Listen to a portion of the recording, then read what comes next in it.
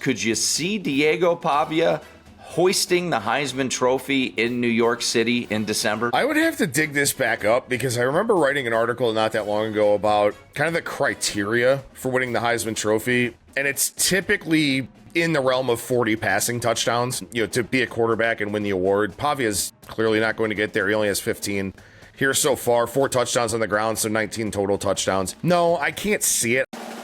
This is VSiN's College Football Betting Podcast. Welcome in another edition of the VSiN College Football Betting Podcast. I'm your host, Tim Murray, joined as always here in the early portion of the week by VSiN's managing editor, the one and only Adam Burke at Skating Tripod. So much to get to, ladies and gentlemen, here. Fresh off of a busy week 8, we got overreaction or market correction, Adam's updated power ratings. But let's start with the most important news from the weekend. They're bowl eligible, baby. The Bows are going back to a bowl, a 31-19 win over Colorado State, and it also got Jay Norvell fired. I take all the credit, me and Matt Humans. We started the good mojo, Adam. We went out to Hawaii. We brought them a victory against Stanford, and now they're bowl eligible for the first time in the Timmy Chang era. Go Bows, baby. Headed back to, I would assume, the Hawaii Bowl. And it just makes the holidays that much better if Hawaii is going to be playing in the Hawaii Bowl on Christmas Eve, Adam. Yeah, it really does. Also, what makes the holidays better is getting some Rainbow Authentics gear for your friends and family. Look at you. You know what? I mean, that was one of my favorite plays last week. I realized that when Hawaii travels to the mainland, like, it's probably kind of an overrated travel angle at this point. I mean, they're just accustomed to it. I know that 6 hours to, 6 hours to Vegas, 5.5 to the California coast, whatever, 5 hours. But like, I don't know. I didn't understand why Colorado State was favored in that game. They're not playing well. They've got transition at the quarterback position now with Jackson Brousseau taking over for Braden Fowler-Nicolosi. And obviously we just saw Norvell get fired. That was one of the worst lines of the week, I thought, last week. One of my biggest overlays was Hawaii. So took the money line, happy with how that one played out. And I'm also happy with the fact that you didn't start with the biggest news being Notre Dame beating USC.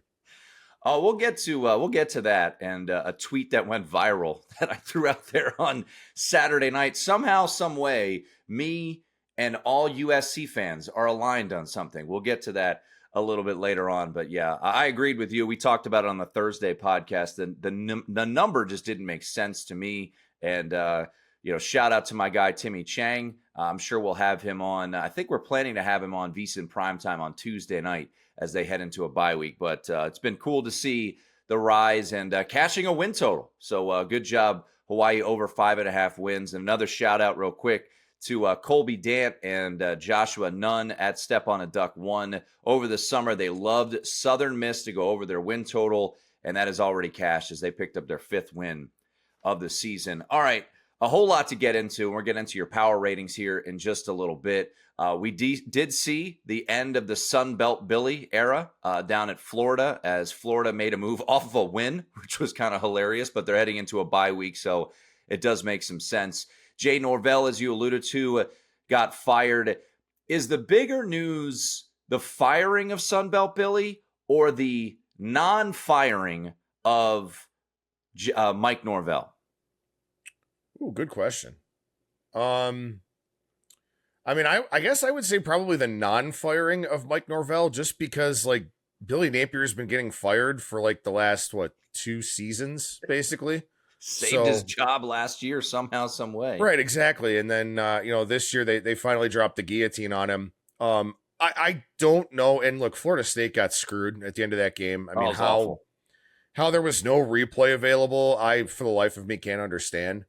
But yeah, that team, like, they've not only have they quit on that guy, like reports coming out after the game that they were making fun of him, and I don't know. I mean, I feel like for the sake of program culture, like, you're better off doing it now than waiting till the end of the year. Maybe there's something better with his buyout at the end of the year, but like, now whoever steps into that job at the end of the season, because Norvell won't keep it, like, they're going to have a gigantic mess to clean up, as opposed to if you fired him now, maybe it would be a little bit smaller of a mess to clean up. So I don't know, but I mean, it's it wasn't surprising that Napier got fired because, like I said, they've been trying to do that for 3 seasons now. Yeah, so the statement that was put out on Monday from Florida State Athletic Director Michael Alford was they are, quote, fully committed to Mike Norvell this season. And then they will have, I've never heard this, a comprehensive assessment of the football program will be completed at season's end. So, look, this is a Florida State team, 5-14 since getting screwed over in many people's eyes and not making the college football playoff just a couple years ago. And the report that you mentioned from CBS Sports, after the loss to Stanford, a source told CBS Sports that players were cracking jokes in the locker room about having to respond yet again. Respond is a common phrase for Norvell to his team as losses mount. So, yeah, things not going so great down there. I mean, are we going to look back, Adam, at Florida State beating Alabama by 2 touchdowns as one of the moments of the 2025 college football season in 10 years from now and say, how in God's name did Florida State beat Alabama? Because Alabama, you got to give them credit. They have now concluded a stretch of 4 straight games against ranked opponents, 4-0 in those games. And I believe, if I'm thinking accurately here, I believe 4-0 ATS too. Alabama, man, this team is a team that I loved preseason. And boy, I felt like an idiot after that week 1 loss. And now they're rounding into form. And I think they're right up there with Ohio State, Indiana, whoever you want to do your power ratings as the best teams in college football right now. Yeah, I mean, I like many people, was pretty high on Alabama. I've always been a big Kalen DeBoer guy, and I really like DC Kane Womack as well. And, I thought, okay, well, with Ty Simpson, maybe he's just going to be a better fit for this Kalen DeBoer offense and what he wants to do. And I'm sure that was a big selling point for him in taking the job, was, hey, we don't have to go out there and buy a quarterback in the transfer portal. We've got one that we really, really like right here. So, to see them come out and play the way that they did against Florida State was honestly pretty demoralizing. I had Alabama in that game. I figured they would be just fine, expecting them to take that leap forward, and they didn't. And then, I don't know, maybe the team just kind of came together a little bit. And then, look, I mean, they played Louisiana Monroe, who's the team I dropped in my power ratings again this week. And 73-0 to Monroe, it's not going to register for anybody. But it kind of felt like sort of releasing of the pressure to some degree, just going out there and completely humiliating a Sunbelt team and just kind of going, you know what? Let's just play, right? We're super talented. We're super athletic. Let's just let Simpson go. Let's let all these guys go. And let's just go out there and play. And to some degree, they've been kind of freer and easier ever since then. And I think it's been a really, really good thing for this Alabama program. But yeah, it's definitely a head scratcher, especially if you consider the fact that Alabama's probably not going to lose the rest of the regular season. At South Carolina this week, the Gamecocks look really, really bad on offense. LSU at home. LSU they're struggling right now. Oklahoma at home. Maybe John Mateer's healthy by then, but I still think Alabama wins that game. Eastern Illinois, which I feel bad for the Panthers there. And then at Auburn, and Auburn looks really bad right now. So Alabama should roll through the rest of the regular season, with their only loss being that 2-touchdown loss to a Florida State team that, I mean, at this point, their schedule's not super, super challenging, but does Florida State even make a bowl game at this point? I mean, when you lose as an 18-point favorite at Stanford, I think anything is possible. So they've got Wake Forest at Clemson, Virginia Tech, NC State, and then at Florida at the end of the season. They need 3 more wins. I mean, I guess they will be favored in 3 more games. They'll be a favorite against Wake, Virginia Tech, NC State. Man, I don't know. I think it'll be very much up in the air whether or not Florida State makes a bowl game, moving forward. Look, 3 of their losses are, at this point, acceptable, I guess. Losing at Virginia, still unbeaten in the ACC. They lose to Miami. They lose to Pitt, who apparently is going to be a juggernaut in the ACC as well. And then they lose to Stanford. That one certainly unacceptable. But Yeah, I don't know. It'll be quite the finish to the season. And, you got to ask yourself too, like, does Florida State, do their players even want to make a bowl game this year? So that, yeah, I mean, we're kind of getting to the point, Adam, where a lot of these teams, you certainly have to question their motivation, where they're at, and how are these teams going to respond. And, shout out to Humans. He had Stanford plus the points on Saturday night. I wish I had tailed him on that one. I was a little bit too late to the party, because you had to realize Florida State off of 3 straight losses, weird travel, going to be a sleepy environment out there in Palo Alto. Stanford's a team that right now, they're not talented, but they certainly are fighting for whatever they're going to fight for. So are they a team? Look, I don't know. I mean, God bless them as they head down to Miami this weekend. But, could Stanford be a little bit live doggy in some of these games? It's certainly possible. When Pitt goes out there in a couple of weeks, I think that'll be a November 1st game or something like that. But yeah, I don't know. I mean, Florida State making a bowl game certainly does not seem like a slam dunk at this point.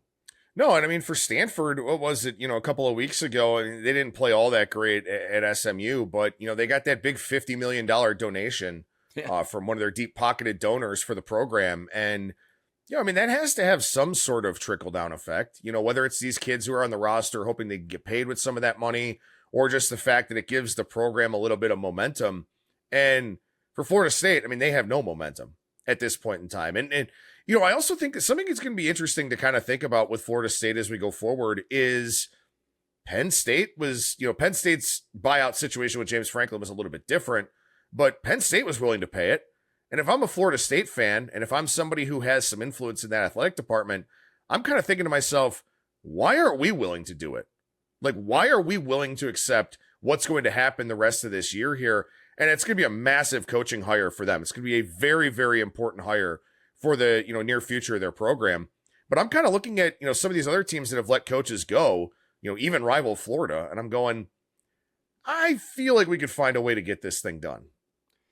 Yeah, I mean, you look around college football right now, and the jobs that have not opened yet. Wisconsin has not opened yet. I mean, another disastrous performance for Wisconsin. The people that I was speaking to, I do a radio show up there every weekday. I think the buyout drops by a couple million if they wait till the end of the year, but is it worth it? I mean, they've been outscored 71-0 the last 2 weeks. And now, oh, by the way, you've got to go on the road this week to Oregon, where you're a 34-point underdog against the Ducks, who apparently Dan Lanning, they went the opposite way, right? They didn't feel bad about themselves for losing to Indiana. They got mad, and they won by 46 against Rutgers. So kind of leads us into your power ratings, and we'll start on the downslide. I mean, this Wisconsin team, I thought they would be bad in the sense that their schedule is so daunting this year. I mean, this is a really, really bad football team. I know Billy Edwards has been sidelined the majority of the year, but I didn't really like that decision to bring him in regardless. Adam, what did you do with Wisconsin? Because things are getting really bad in Madison. Yeah, 3-point drop for them for me. And look, I mean, not only have they been shut out in the last 2 games, they've scored 20 points in 4 Big Ten games here so far. The next closest is Purdue with 64.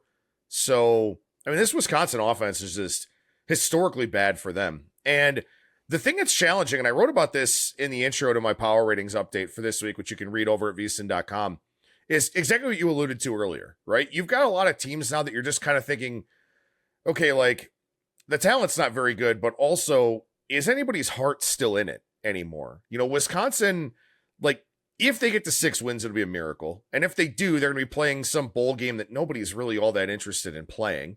So, like, what's the motivation for this team going forward the rest of the way? You think about a Boston College, right? Where I think Bill O'Brien they're probably going to have to make that decision this offseason. And I know that O'Brien took the job in Boston because, it's a good medical situation for his family. So there are some emotional ties there. It's going to make it kind of difficult to let him go. But like, Boston College is another team, right? I mean, they're not going to win out. They're not going to make a bowl game or anything like that. So like, what is the motivation for that team going forward? there are a lot of teams like that where I don't want to get too low on them to the point where I'm laying, numbers in the 30s like you have to this week with Oregon. But at the same time, like, is there any incentive for some of these teams to show up? And I think for Wisconsin, while it's kind of ingrained in that blue collar mentality, all that working really hard in Madison and in the Midwest and everything, like, this team's just not very good. And so it just gets hard week after week to care, right? I mean, you're a college student, you're trying to have the college experience and all that kind of thing. Are you going to be giving max effort in practice or on game day? Probably not. So it's hard. You can kind of quantify this, updating your power ratings based on the closing line of the previous game, how the box score played out, all of that. But it's impossible to quantify the mental side for these teams, like a Wisconsin, like a Florida State, like a Boston College, all that kind of thing. So I had a really hard time updating my power ratings this week for that reason. Yeah, and now you have a year where there's going to be a lot of jobs open, already a lot of jobs open, and where does Wisconsin fall on that pecking order? So they're going to have a big decision to make with the new head coach, assuming they do ultimately part ways. I don't know how you don't part ways with Luke Fickell at this point. So, and he's going to be a really, really hot defensive coordinator candidate out there in the coaching cycle as well. Yeah, no doubt. Will he be the defensive analyst for Notre Dame when Notre Dame plays Wisconsin to open up next year at Lambeau Field? Sticking with the power ratings that you rolled through here, you mentioned Boston College, big drop for them, understandably so. By the way, they've got Louisville in a spot that I would love to fade Louisville, but I just don't know if I can get there in this particular spot here. By the way, Boston College, after losing to UConn, you've got Louisville and Notre Dame as your next two games. So that should be a fun run there. Plus, they got Georgia Tech left. Yeah, and Georgia Tech, which we can get to the rambling wreck and where their odds are to make the college football playoff. But a couple of teams I want to hit on from a bigger stature standpoint. LSU, you already alluded to this a little bit. Brian Kelly's team took another loss. First time they've lost to Vanderbilt since 1990. And the stat that we talked about on the podcast, thanks to Evan Abrams, it was the first time since 1948 that Vanderbilt was a favorite against LSU, and the Commodores took care of business, and they won again. But this LSU team, you think about week one, we talked about the win by Florida State over Alabama. Think about the win of LSU over Clemson. And Clemson, by the way, takes another loss as Cade Klubnik was out last week, and SMU quietly still undefeated in the ACC, by the way. But what did you do with LSU in your power ratings? Yeah, LSU, 2.5-point drop for me, but this is a team that I've kind of been progressively dropping anyway. I alluded to it a lot. The game against Florida that I just keep coming back to over and over and over again for them, where, DJ Lagway threw 5 interceptions. LSU scored 20 points in that game. Garrett Nussmeier had 15 completions. They had under 100 rushing yards in a game where they got 5 takeaways from DJ Lagway. Like, that was the first sign for me that there was something very, very wrong with this LSU team. And even though they're 5-2, they beat South Carolina, they do have that win over Florida and the win over Clemson. This just isn't a very good offense. I think the defense is pretty good for the most part, but this is not a very good offense. And now you're taking on Texas A&M coming up. You've got Alabama still on the schedule, at Oklahoma. They'll still get to a bowl game because they'll probably beat Arkansas and they'll certainly beat Western Kentucky. But again, a team that, you don't go to LSU to win 6 or 7 games.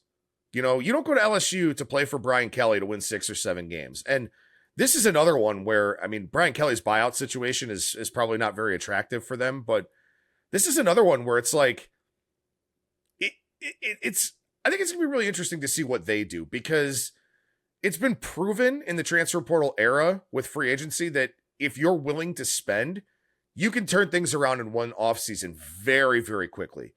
At the same time, what do you do with these coaches that are just mediocre at best? So really strange spot for them. 2.5-point drop. But again, this has been more progressive. This isn't just my first time dropping the Tigers. I've been doing it throughout. And again, South Carolina looks terrible. So even that win doesn't look that good for LSU.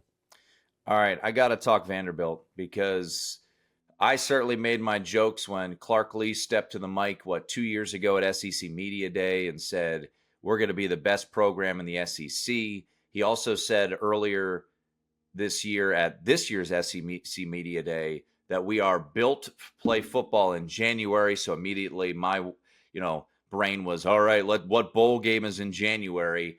Look, this team is good, man. They're 6-1 now. They're top 10 for the first time since 1947. They'll be hosting College Game Day this week as they take on Missouri. And on Friday night, when Miami lost, and we haven't really discussed that yet, Miami loses to Louisville as Jeff Brom does it again as a double-digit underdog. Carson Beck's odds dropped to 45-1 to win the Heisman. He was around plus 350 down to 45-1. So I took a screenshot of the board at DraftKings on Friday night, and Diego Pavia was 50-1 to win the Heisman Trophy. And now he's down to 8-1 to win the Heisman Trophy. His stats are not gaudy, but 86 rushing yards, 2 touchdowns, threw for $160 and a touchdown. They beat LSU.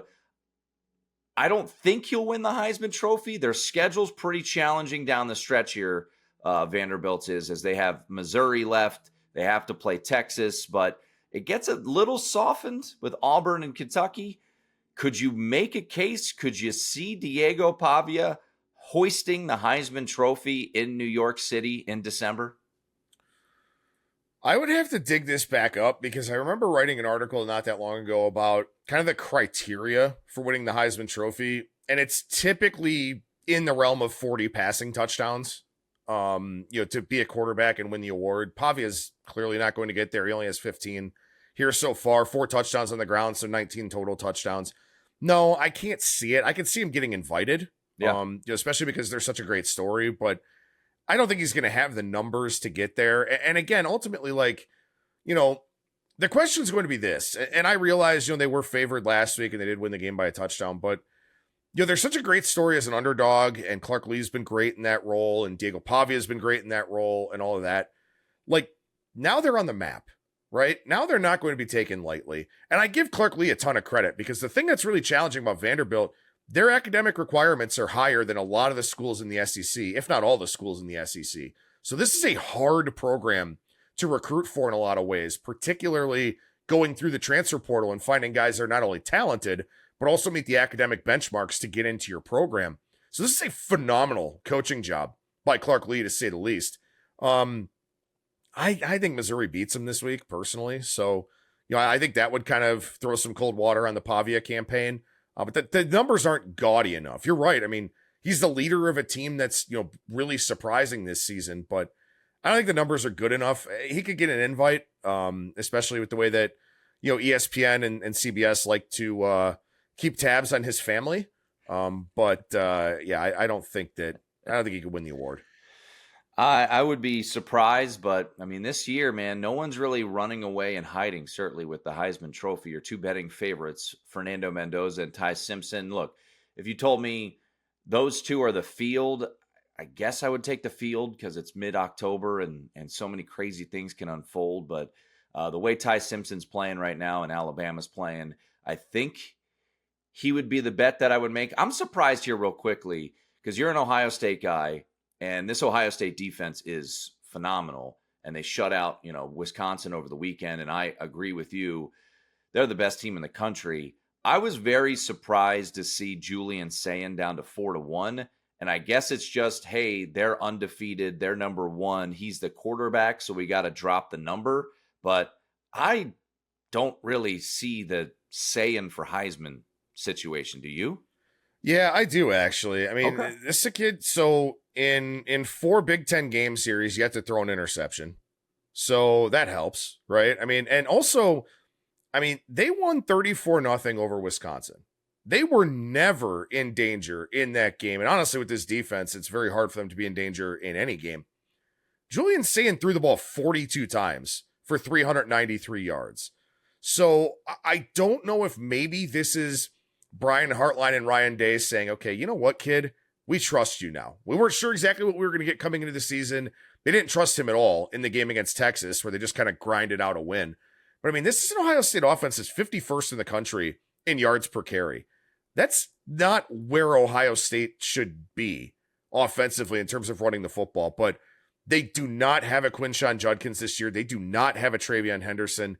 They don't really have, in my mind, a very good running game. And so they're probably just going to start using Julian Sayin for all these easy throws. He's completed 80% of his passes this year.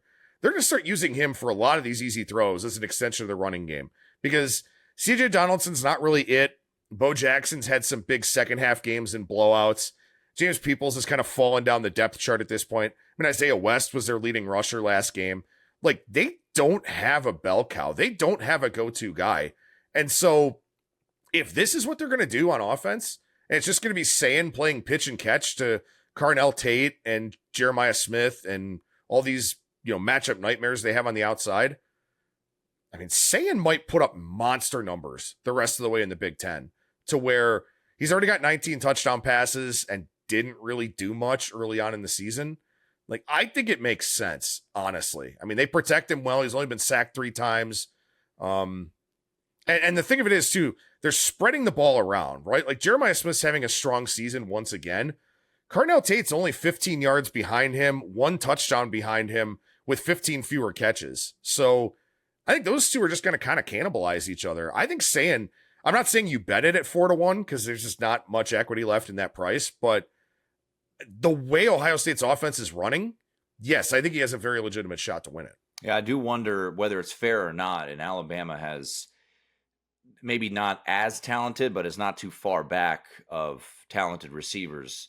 For some reason, I feel like Julian Sayin is not going to get the love because of Jeremiah Smith and Carnell Tate, even though Jeremy Bernard and Ryan Williams are pretty darn good too at Alabama. But yeah, it's going to be interesting to see. I was surprised to see the number drop, but I think you made a decent case for why it is at it is. Also, Ohio State's allowing 6 points per game. Right. So like, and the defense is just stupid good. People are going to go, well, yeah, Julian Sayin played really well, but I mean, the defense allowed 6 points. I mean, they're not going to allow 6 points per game. I don't think the rest of the way.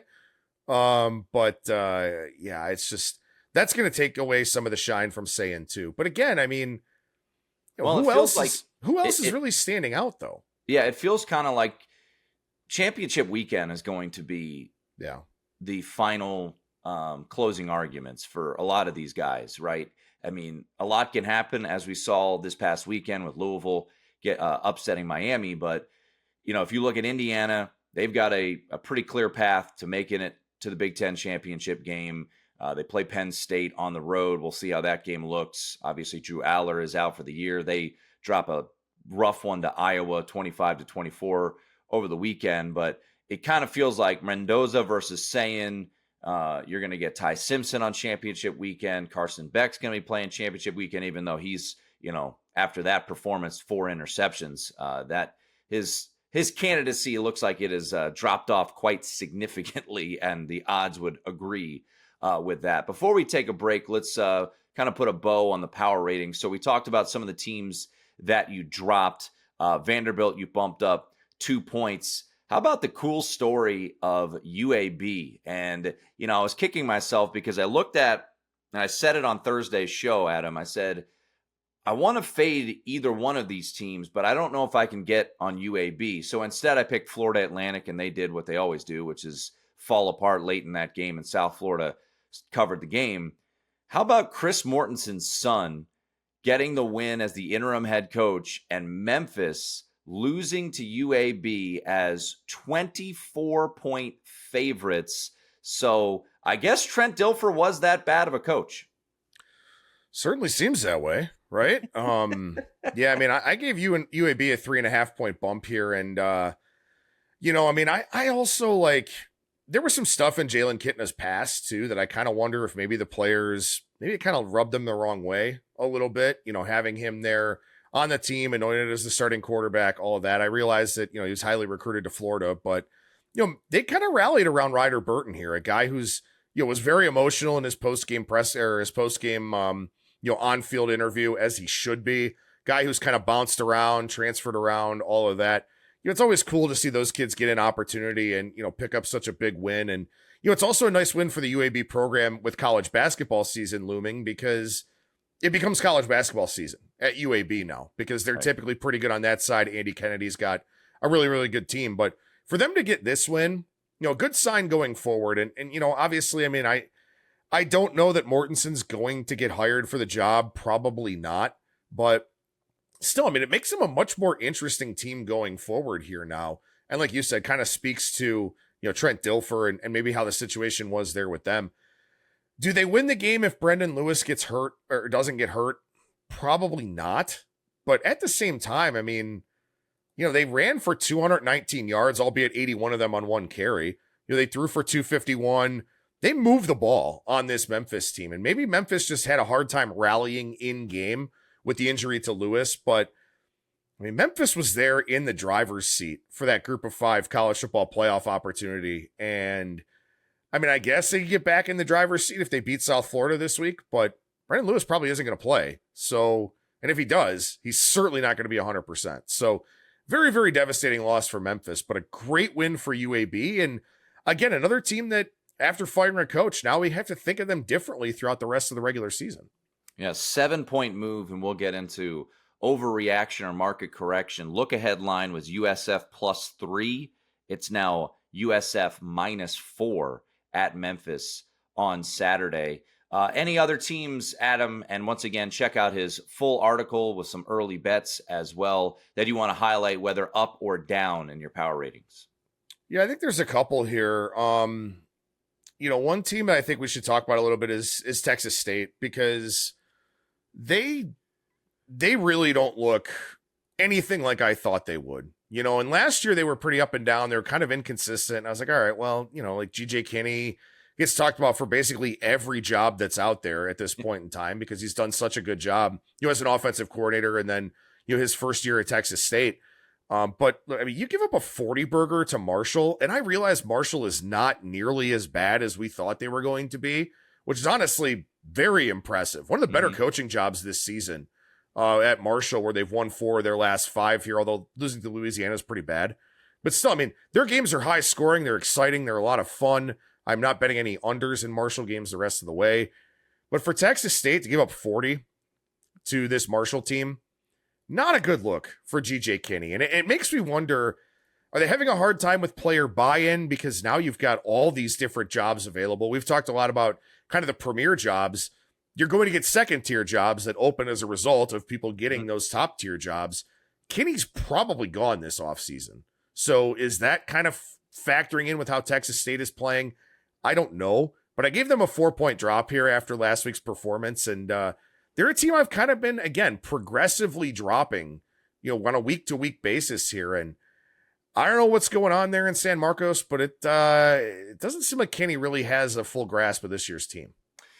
Yeah, and headed to the Mountain West next year, so we'll see. The Pac-12 next year. I beg your pardon. Is your typical Pac-12 situation. Just also one other one, I guess. So the Matt Rule year 3 bump isn't coming in Lincoln, is it? No, it is not. I dropped them 3.5 points. I mean, I don't know. I don't know if it's kind of all this outside noise with the Penn State job kind of impacting everybody or not, but I mean, that was a line where the market wanted no part of betting Minnesota. No part whatsoever. Nebraska just kept getting into a bigger and bigger and bigger favorite role. And I mean, there's laying an egg, and then there's doing whatever the hell Nebraska did last week. Yeah, and I'm looking at it now. So the remaining schedule for Nebraska, Northwestern on Saturday, home to USC, and USC can't travel, so we'll discuss that a little bit more later. At UCLA, that becomes a little bit more intriguing. At Penn State and home to Iowa. Nebraska's win total was 7.5, and I bet it over. And Humans made sure to remind me that I believe it's 8 straight years Nebraska's gone under their win total. And after this loss to Minnesota, you're like, ooh, they got to go, 3-2 in these final 5 games. And none of them look like a walk in the park. Now, at Penn State certainly looks a little bit more winnable nowadays. At UCLA looks more challenging nowadays. And we'll see. But I was also impressed by Iowa. I know they didn't cover, but Mark Gronowski kind of did what they hoped he would do. which is just run the football. Mark Gronowski, by the way, 130 yards on the ground and two touchdowns for Iowa as they improved to 5-2. So, yeah, we'll see if it's another disappointing year for Nebraska in the sense that maybe they won't get over their win total, which right now at 5-2 is far from a slam dunk. Yeah, it's I mean, it's a little bit surprising, right? Especially when you consider the fact that their only loss, prior to the game against Minnesota, they lost by 3 to Michigan in a game that, was kind of hanging in the balance. But another one, like thinking about what happened back in week 1 and games that we're going to look back on, I wonder, depending on how the rest of this season goes for the Cornhuskers, that 20-17 win over Cincinnati in a game where the Bearcats really could have won that game. Should have won the game. That's another one that we may look back on if Nebraska's like 6-6 or something like that. And we go, I can't believe that one happened, because here's Cincinnati 4-0 in the Big 12. Scott Satterfield's team is making the year 3 leap that Matt Rule's team doesn't seem to be. Yeah. And a lot of people thought Scott Satterfield heading into this year was kind of a dead man walking, and they've been further anything but, and they've played really well so far this year. As always, check out Adam's updated power ratings over at vsin.com. Before we take a quick break, just a reminder, as we opened up the podcast, the hat I'm wearing, Rainbow Authentics, check them out. Got to be looking cool heading into the Hawaii Bowl later on in the year, but whether it's a game-worn jersey, signed ball, unique collectibles, you'll be capturing the moment and owning a piece of Hawaii sports history. Beyond memorabilia, Rainbow Authentics is committed to supporting the community. Their mission is rooted in empowering student athletes and coaches, strengthening local programs, and giving back to Hawaii with pride. I've been told there's some shirts in the works, so we'll see how that ultimately plays out. So keep an eye out on that. But I know the hats are still up there. RainbowAuthentics.com. Mahalo to our good friends over at Rainbow Authentics, a proud sponsor this year of the VSiN College Football Betting Podcast. All right, take a quick break. When we come back, a little market correction or overreaction, as well as some weekday game thoughts as we are in the thick of weekday college football. It's the VSiN College Football Betting Podcast. All right, we're back here on the VSiN College Football Betting Podcast. I'm Tim Murray at Tim Murray. Adam Burke at Skating Tripods. Adam, busy time of year for you over at the website. We've got different betting guides coming out left and right. So what are the offers we've got over at vsin.com? Well, right now, and I think this is a really interesting offer, and this is something that's been pretty popular over the years here for us at VSiN, is our Sports Equinox special. That's out now for today. $120 through May 1st, and today being October 20th.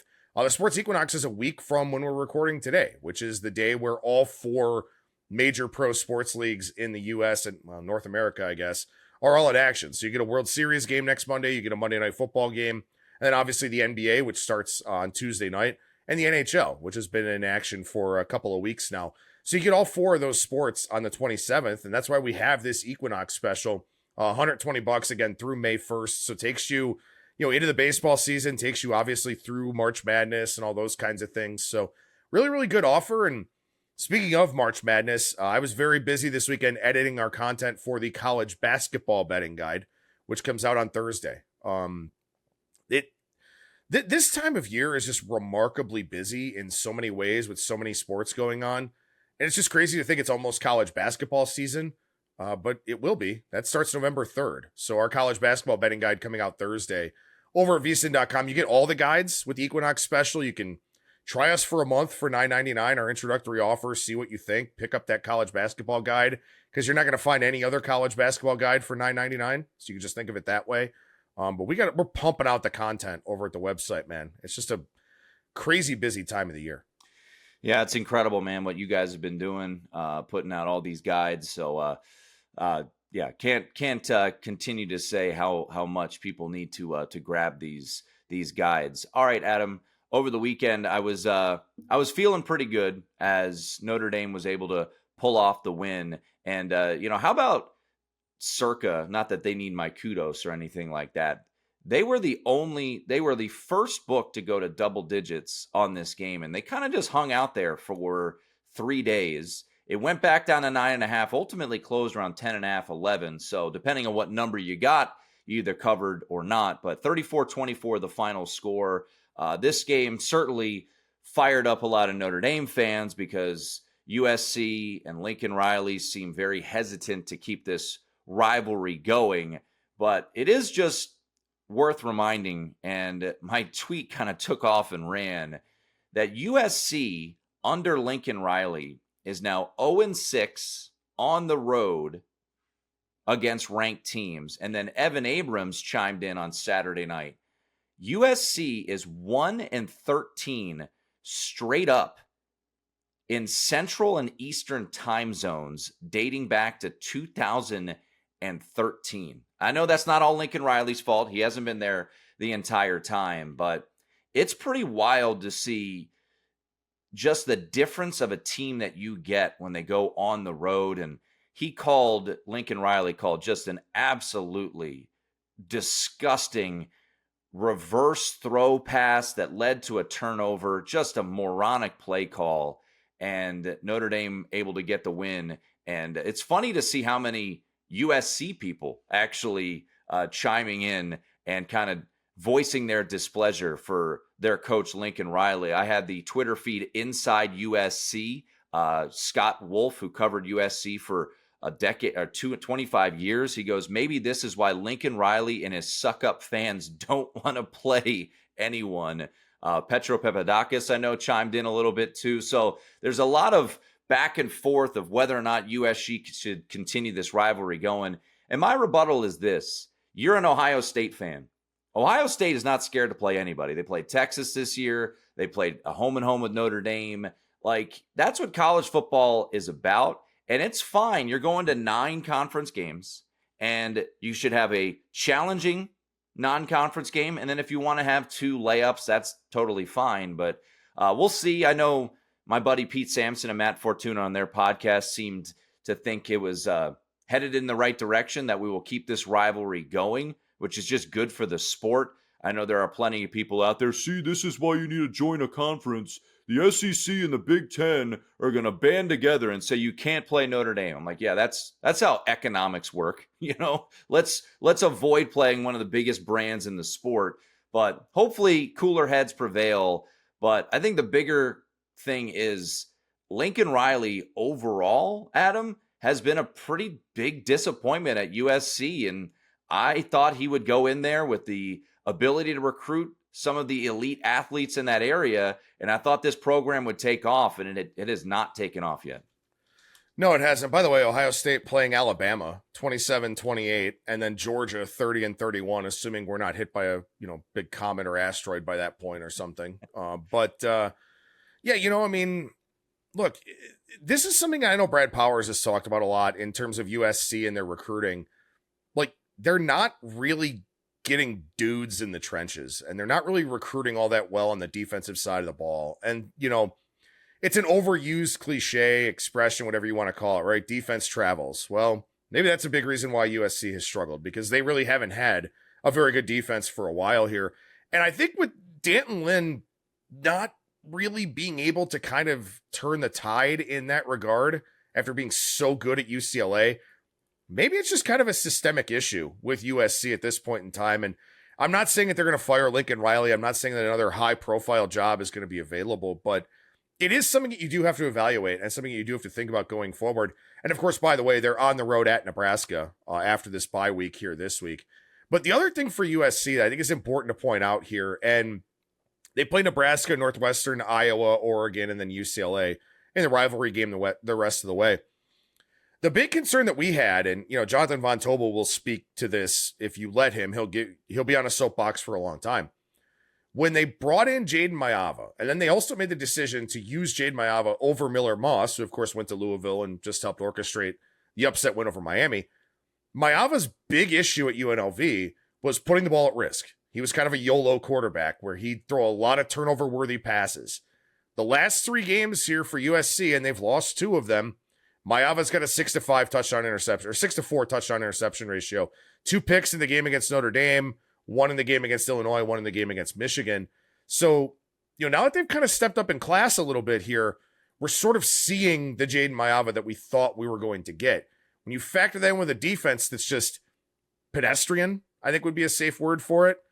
It's a problem. It's a problem going forward here for this team. Not that Mayava is going to be the quarterback next year, but they're just not getting the same dudes that they were. And, I mean, I think as an offensive player, a few years ago, you'd have been thrilled to play for Lincoln Riley and think about what he's able to do for your career, what he does in terms of guys that contend for the Heisman Trophy, stuff like that. But if you're a defensive player, you're not really looking at going to USC. And I think that's something that's been holding this program back for the last few years. Yeah, I think it's safe to say Notre Dame has the best duo of running backs in the country. I gave the nod to Nicholas Singleton and Katron Allen preseason. Jadarian Price and Jeremiah Love put on an absolute show on Saturday night. Price, 87 rushing yards, a touchdown. Also a kickoff return for a touchdown when Notre Dame was down 24-21 in the third quarter. And Jeremiah Love, that was the best game of his career. I know he had the big run against Indiana in the playoff. He had that, miraculous touchdown against Penn State. He's had some, leaping over defenders, but that dude was on another level on Saturday night. And USC guys were talking smack. And, that's what's great about a rivalry game. He ran for 228 yards, averaged 9.7 yards per carry. He had, I think, 5 or 6 catches as well. For 37 yards. So he was phenomenal. And I don't think he'll win the Heisman Trophy because I know Ashton Genty finished second last year, but Ashton Genty ran for 2,600 yards. Jeremiah Love's not going to get to that level. Also, Notre Dame, we'll see how many high-profile games they have moving forward. I know Navy's still undefeated. Pittsburgh might be ranked by the time they play them in the middle of November, but that was a show that he put on. And that was impressive by also the offensive line. Got to give Notre Dame's offensive line credit because they, in the rain, Adam, they said, we're just going to run it down your throat and you can try to stop us. And they did not stop them. That's what you got to do, right? And also, I mean, to the point you were making about people saying, oh, Notre Dame needs to join a conference. They started 0-2. They're minus 320 to make the college football playoff now. Why would you ever want to join a conference if you can kind of set things up that way? I realize that both of their losses were close games, and you texted me when we talked about Miami and, Mario Cristobal doing what he does. And you were like, yeah, it's not really a great thing for Notre Dame. But, they have 2 losses by 4 points to teams that, at least one of them is going to play in the conference title game in all likelihood. Maybe Texas A&M can get there. I don't know. But, there's no reason for them not to run the table with the 5 teams they have left to play and get into the college football playoff. And quite frankly, with CJ Carr no longer an unknown, with a defense that's still really good and that running game, I don't want to run into Notre Dame if I'm in the college football playoff. So this team, and credit to Marcus Freeman for what he's been able to do, but this team, I know they lost a couple of coin flippy games early, but they look really, really good right now. And, just to circle it back to my power ratings real quick, Notre Dame is number 6 in the country for me, and it's not going to take much for them to get into the top 5. And I've talked to some people that have him as high as number 3. So, yeah. We'll see how the rest of the season plays out. Obviously, like last year, because of the loss to NIU, they had no wiggle room again this year for the Irish. And, a couple games where they'll be massive favorites, but could be tricky. At Pitt is the game where, I don't think they're that good, but the quarterback change has certainly changed things up for Pitt here. A couple notes I just wanted to point out regarding what unfolded in week 8. You mentioned Louisville. The market loved Louisville by Friday night. That number went down to 10.5. Jeff Brom, it's ridiculous what this guy has done. He's now 4-0 straight up against top 5 teams, which is just insane to think about. He was at Purdue and Louisville. And then you think back to some of the big wins, whether it was Ohio State in 2018, Purdue in 2021. This dude he thrives in the underdog role. And, Matt and I were talking about it because I had Louisville on a money line parlay a couple weeks ago against Virginia, and they lost that game, even though the box score was kind of all wacky. For whatever reason, Jeff Brom thrives in this underdog role. His teams get the best out of him. I think Miami's still fine, but what is your big picture thought on Miami? They're still a favorite, minus 270 to make the playoff. They were minus 2,000 last week, so it took a little bit of a hit, but I think Miami's still a pretty darn good team. And Carson Beck just played a horrendous game. Didn't love him kind of throwing his wide receiver under the bus post-game on that fourth interception, but I still think Miami's a team to keep an eye out on. I'm not going to sell all my shares of Miami despite the loss on Friday night. Yeah, I mean, when you're -3 in turnovers, like, these are the things that happen. And so there are some things that Miami definitely needs to fix up here, but it's so weird that they've only played 2 conference games. Them and North Carolina have only played 2 conference games. Everybody else has played 3 or more. And, I mean, the rest of the SMU game now becomes really, really interesting because you mentioned it, SMU kind of quietly undefeated here in conference. Rhett Lashley's team got off to a pretty slow start, I would say, losing to the 2 Big 12 teams, but, they've been just fine now in conference play. And honestly, Clemson, I know Cade Klubnik didn't play, and people are going to talk about that, but that wasn't the issue for Clemson. I mean, their backup quarterback threw for 317 and 3 touchdowns. That wasn't Clemson's problem. Clemson's problem was defensively, they didn't play very well. So, the Miami SMU game becomes really interesting down there in Dallas. Is it a good thing that Cristobal kind of had his Mario Cristobal moment this early to allow them to maybe rattle off 6 in a row to end the season, and then all of a sudden, we just kind of think, well, it happens, because if Cristobal does this later in the year, it's much more problematic. Now they at least have a chance to kind of overcome it. I still think they're a really, really good football team.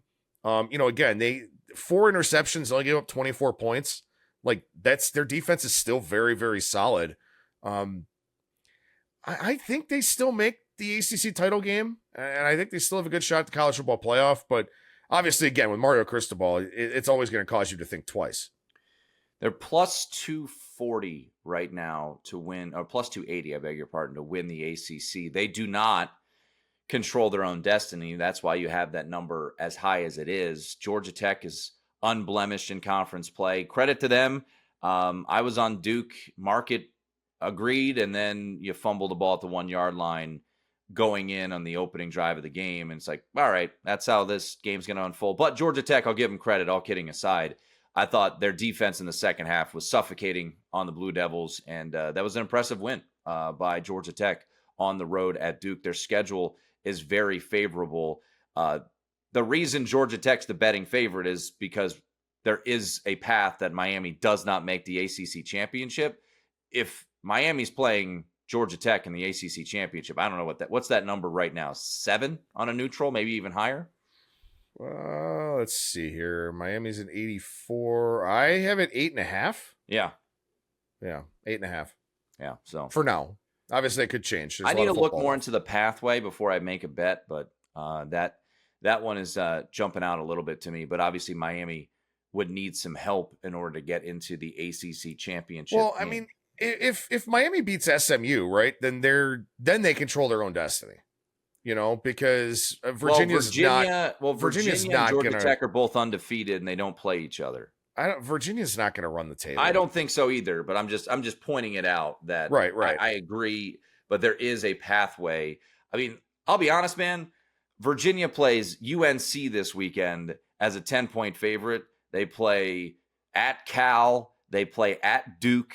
Like, Virginia's going to lose a game down the stretch. I think Wake Forest could even beat them in Charlottesville. I think Wake Forest is really, really improved. Extremely improved. That was a really intriguing hire that they made, and Wake Forest home to SMU this week. So we'll see ultimately how that plays out. I wanted to throw this your way just before we kind of look at some of the overreaction or market corrections here. This is the current. Actually, I want to do this first because I just saw that DraftKings had it. ACC over or under 1.5 playoff teams, over -190, under +155. Under. Big 12 over under 1.5. We haven't talked about that. Texas Tech, who looked unbeatable, loses to Arizona State. Leavitt comes back. They win that game 26-22. Over under 1.5, under -180, over plus 140. Well, okay, so if we kind of hash this out, right? Big Ten's probably getting 3 teams. SEC's probably getting 3 teams, right? At minimum. Their number's sitting at 3.5. Yeah. Oh, so for SEC? SEC's 3.5 juiced over minus 280. Big Ten is 3.5 juiced under minus $3. Okay. Yeah. So Indiana, Ohio State, Oregon. Mm-hmm. And then SEC would be Alabama, Georgia. God, I mean, it could be a lot of different teams. Who's the 4th? Vanderbilt? Yeah, could be, I guess. I mean, Texas A&M still hasn't lost yet. I don't know if that's going to continue, but they haven't lost yet. Yeah, you've got A&M, Bama, Georgia, Ole Miss. I mean, Texas, if they were to run the table, they would be in. How good is Ole Miss? Right? Because, I mean, Georgia, like, that game says 43-35. It wasn't that close. All right, let's look at it this way. How good is Ole Miss? Fair question to ask. That also being said, this is their schedule. At Oklahoma, South Carolina, the Citadel, Florida, at Mississippi State. If they're 10-2, they're getting in. Tough game against the Citadel. I don't know if they can. I don't know if they can win that one. Yeah, I mean, I have them a 2-point dog against Oklahoma this week, but John Mateer didn't look good at all against South Carolina. That defense is so good, man. South Carolina can't do anything on offense, but yeah, Oklahoma's defense is really, really good, which, I mean, it's really weird, right? Because Lane Kiffin always finds a game to lose where the point total's in like the 70s or 80s. And like, then you sit there and look at good defenses against them and you're like, maybe this will be what stops them. And then all of a sudden the Rebels defense plays really well and they win like 24-21. I love Lane. It's just, his team is so Did you see him crazy. making the joke on the sideline when he was doing the timeout? And he said, no, I was clapping. Yeah. That guy's a character, man. Joey Freshwater. What a character. Yeah, I mean, I don't know what Florida is by week 12. They get a bye before the Egg Bowl. Where Mississippi State probably covers, but they probably don't win the game. Yeah, I was going to say, that game feels what they do. Like it's going to be kind of a weird, clunky game, right? So, right. I mean, the cowbells are going to be ringing nonstop down there. I'll definitely be probably looking at Mississippi State, especially if we get north of a touchdown against Ole Miss. There's also so many, I mean, the politics involved in the whole thing, right? I mean, I don't know if there's any animosity between NCAA and the SEC and the Big Ten who want to kind of split off and do their own thing. So, like, I don't know if maybe they would hold that against them and only take 3 from each conference instead of maybe 3 and 4. I don't know. But, like, again, the Big 12 is one of those conferences where they're going to cannibalize each other the rest of the way in some way, shape, or form. I mean, we just saw it with Arizona State. They get hammered by Utah in a game where Sam Leavitt doesn't play, but defensively they looked awful.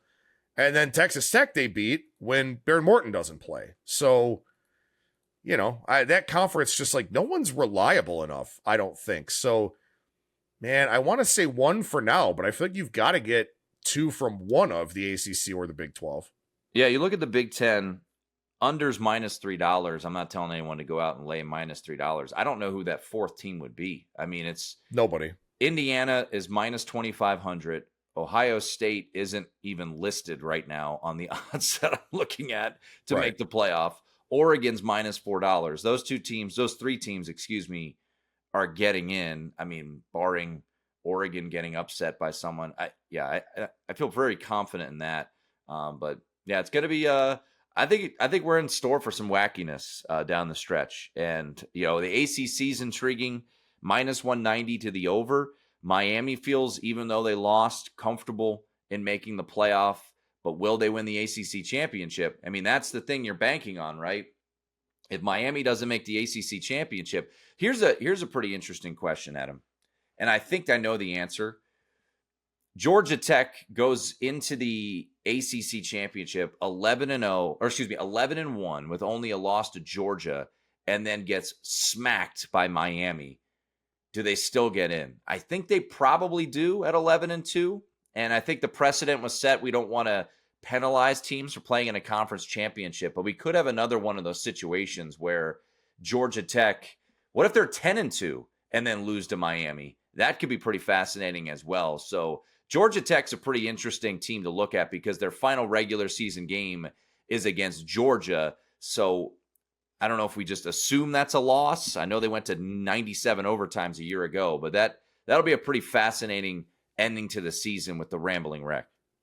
Well, then you run into the issue. I mean, I guess they did beat Duke, right? Are we going to get into a position where by the end of the year, Duke is Georgia Tech's best win? Like, they beat a ranked Clemson team in the top 15, but Clemson, like, they're trending towards 6-6 right now. Right. So I don't know. Does Georgia Tech deserve it if their best win is Duke? I don't know. I mean, I guess that kind of depends on what happens with the Big 12, right? So, yeah, it is. Well, okay. So I think the better question is, right? Let's say Georgia Tech goes 11-1, right? They lose to Georgia. They beat Miami. Does Miami get in? What's the record for Miami would be what 11-2? Yeah, I mean, yeah. So we assume that Miami, especially with the one ACC loss, they can't lose the rest of the way, right? So Georgia Tech beats Miami in an 11-1 battle in the ACC championship game. Does Miami get in? Well, you have to put Miami in over right? Notre Dame. Do you? I mean, what's the point of playing football games if a head-to-head for two loss teams doesn't matter as a tiebreaker? And I know there's a lot of different criteria, but I don't know how you put in an 11-2, a 10-2 Notre Dame in that situation over an 11-2 Miami. I think Miami, with also, you got to remember this, Miami also has a dominant win over South Florida, who is currently plus 120 to make the playoff as well. So I think the non-conference is going to help out Miami a lot because they beat Notre Dame and they beat South Florida. And if the playoff committee wants to avoid teams doing what Indiana does, which is play nobody and then just play conference games, you got to give them credit for beating Notre Dame and not give Notre Dame the head-to-head, not get Notre Dame in. Now, we're a long ways from that coming to fruition, but I think that would be a scenario where you'd have to put in Miami over Notre Dame.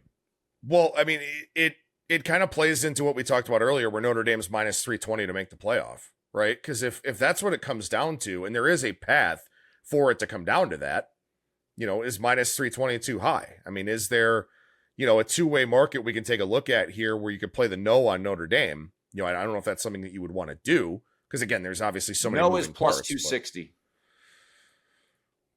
Would you make that bet? I think there's a path. It was minus 110 both ways prior to the USC game. I think the odds that Notre Dame makes the playoff are good, but I think there are scenarios where they get boxed out. Yeah. Also, let's say Texas A&M falls apart down the stretch, or Texas A&M is 10-2. Like Notre Dame right now, Adam, they want Miami to win the ACC and they want Texas A&M to win the SEC because then they're both in.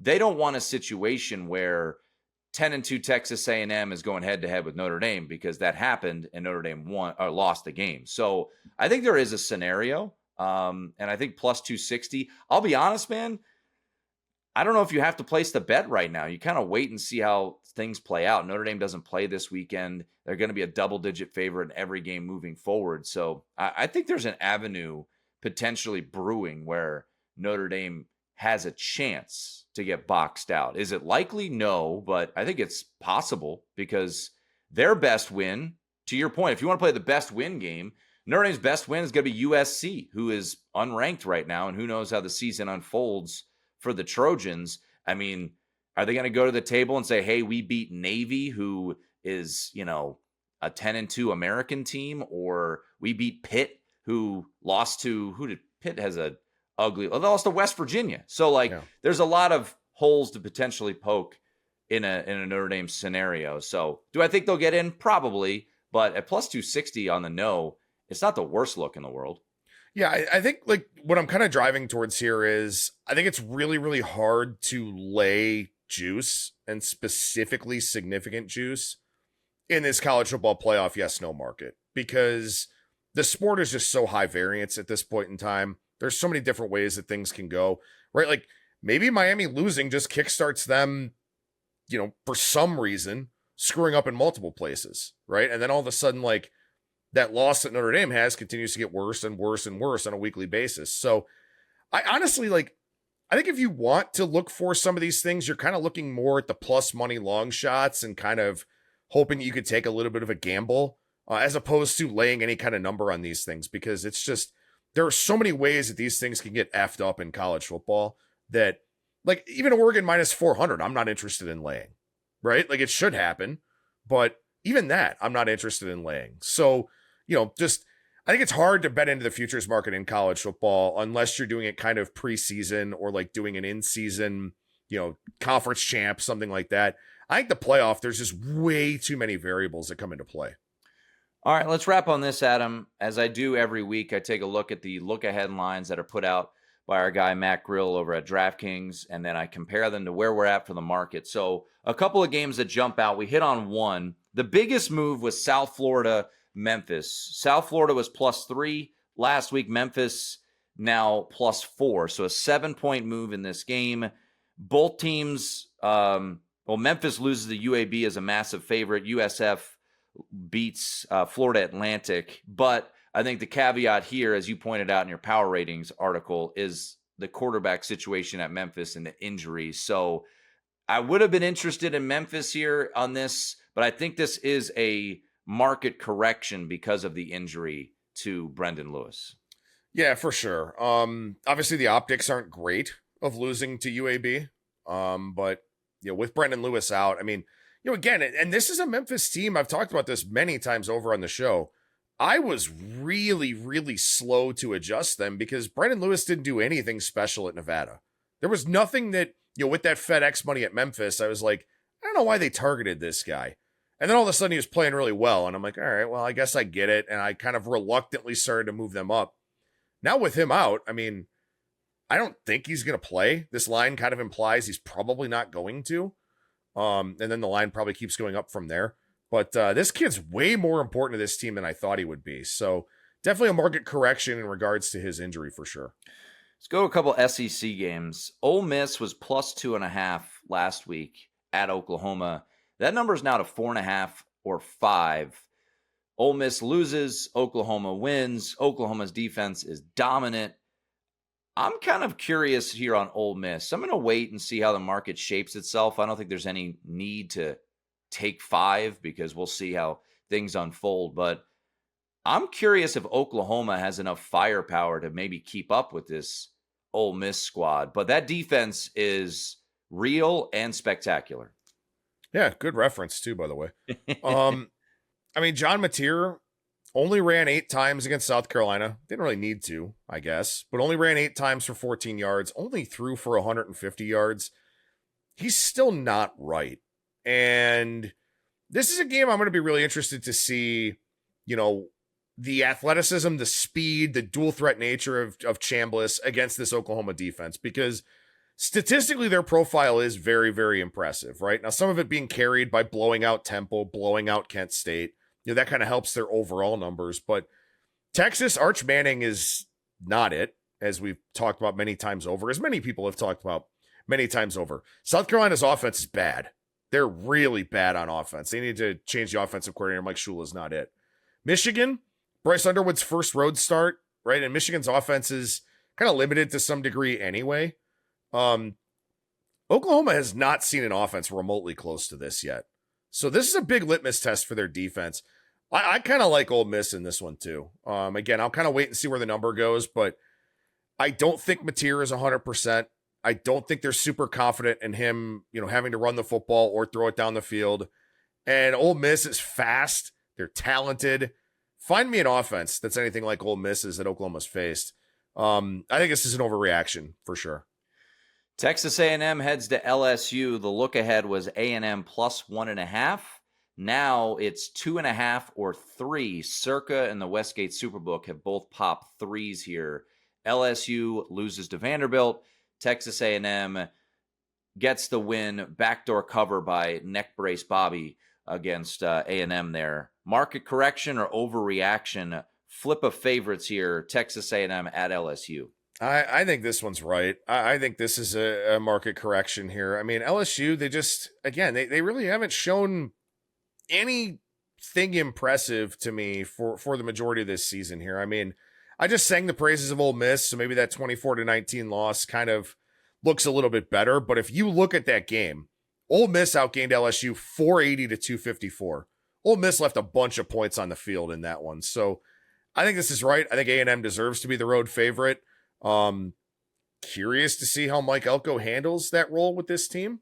But I think this is right. I think it's the right move for sure. Another big move, and I had to double check that I wrote this down accurately. So BYU last week was a road favorite at Iowa State. They go out, they beat Utah as a 3.5, 4-point home dog, and now they're catching about 2.5, 3 against Iowa State. Now, the one thing I do need to check on, Adam, is the health status for Iowa State. They lost their 2 top corners. They've been super banged up. They're coming off a bye here. I'm intrigued by Iowa State, but I'll be honest, I've been kind of low on BYU this year, and thankfully I didn't bet Utah this past week. I did bet on Arizona 2 weeks ago.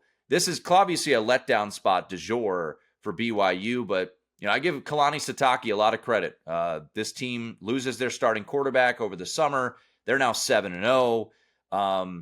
Tricky spot to go to Ames here as a 2.5-point dog, but is this an overreaction? I don't know what it would be overreacting to. Maybe the letdown spot? Well, I mean, you look at the box score for the game between BYU and Utah in the Holy War, and Utah -2 in turnover margin, 1 fumble, 1 pick, but also they turned it over on downs 4 times in that game. So Utah outgained them 470-368. Utah was the better team in that game, just not able to convert on 4th down, and then had the 2 turnovers while BYU didn't have any giveaways. So that's part of it. I talk about this a lot, and it's a very important, part of updating my power ratings is box score study. The final score doesn't tell you the whole story more often than not in these games. And so, well, at least in the close games. So, this is one where Utah was clearly the better team. And to your point, people have been pretty skeptical of BYU throughout. I mean, close win over Colorado, close win at Arizona, close win to Utah. You kind of think that that's going to kind of level out a little bit, regression to the mean in close games. But then also they got pretty badly outgained and pretty badly outplayed for long stretches of that one. So I think it makes sense, especially with an Iowa State team that is coming off the bye, is healthier. That being said, I mean, I don't know if I'm interested in Iowa State here. I have BYU 3.5-point favorite in this game. So I'd be on BYU or nothing, even though I can understand why there's a lot of regression signs in their profile and why people are looking to go against them. I believe now after Georgia Tech got the win and cover, I believe the unranked favorite versus the ranked team is now 5-3 on the year. So we'll keep an eye on that. I know a lot of people like those spots. Adam, before we wrap things up here, as you wrote in your column, anything jump out midweek for you from a betting standpoint as we got games Tuesday, Wednesday, Thursday, and Friday this week? Yeah, the Conference USA. How exciting. 2 more weeks of the Conference USA stuff, and then we get Maction to start off November. So I think the Kennesaw State line's gotten a little bit high now. 3-point road favorite at Pitbull Stadium against FIU. I like the Panthers a little bit in that one. I liked FIU a lot last week against Western Kentucky. I don't know what the hell that was from Western Kentucky last week. Just awful. Does anyone want to win that conference? Probably not. Just an awful performance from Western Kentucky there. I have Delaware a much bigger favorite against Middle Tennessee than where the line is right now. I'm actually surprised to see it moving against me. I think Middle Tennessee is one of the worst teams in FBS. And Delaware, well, they can't seem to win games, and maybe their defense isn't very good. They put up massive passing yard numbers in most of their games. So I'll be on Delaware. I'll be laying the favorite price there after playing a lot of dogs in Conference USA last week. Missouri State's got injury questions at the quarterback position. Nothing on Thursday. Friday is interesting. The Cal and Virginia Tech game, I'm right on the market at 4. But Cal has not been a team that people have liked a lot here recently. They've been dropping in power ratings pretty quickly. Yet this line moved down a little bit with the cross-country travel on a Friday night. So that's one where I think the market's kind of telling us, the early week market, that Cal is the right side, but not a game I'm going to play. So right now, just FIU and Delaware for me in the weekday games. Yeah, we got to keep an eye, too, on JKS, Jaron Kiabe Sangapulatelli. His status, he left the UNC game. By the way, talk about a brutal way to lose. UNC going into the end zone, fumbles a step away from taking the lead and winning that game. They did get the cover. Friday night dogs were 3-1, Louisville being the big one, pulling the outright upset there over Miami. All right, that's going to do it for this episode. Couple more still to come this week. Wednesdays with Wes, Brett Ciancia, Matt Humans, and I breaking it down later on this week. For Adam Burke, I'm Tim Murray. Thanks to Wyatt, our producer. Please remember to rate, review, and subscribe wherever you get your podcasts. And just a reminder, too, every episode up on YouTube as well. College Football Betting Podcast there on YouTube. That's going to do it. We'll be back later this week with another VSiN College Football Betting Podcast.